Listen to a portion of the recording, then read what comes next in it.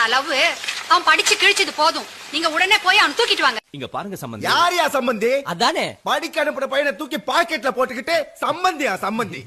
டேய் குருமூர்த்தி, அடியாத்தி என் பொண்ணு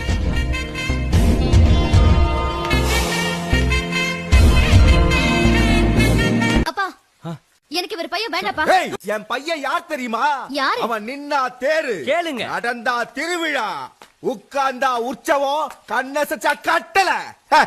அவன மாதிரி ஒருத்த தனக்கு புருஷனா கிடைக்க மாட்டானான்னு எத்தனை பொண்ணுங்க ஏங்கிக்கிட்டு இருக்காங்க தெரியுமா? அவனை விட ஒரு நல்ல மாப்பிள்ள உனக்கு கிடைப்பானா? இவ்வளவு புகழ்றீங்க உங்க பிள்ளைய.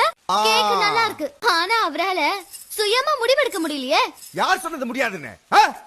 அவன் எடுக்கிற எந்த முடிவும் தீர்க்கமாவும் தெளிவாவும் சரியாவும் இருக்கும். அப்போ என்ன கல்யாணம் பண்ணிக்கணும்னு உங்க பையன் எடுத்த முடிவும் சரியாதானே இருக்கும்? ஆமா, கிழிஞ்சது.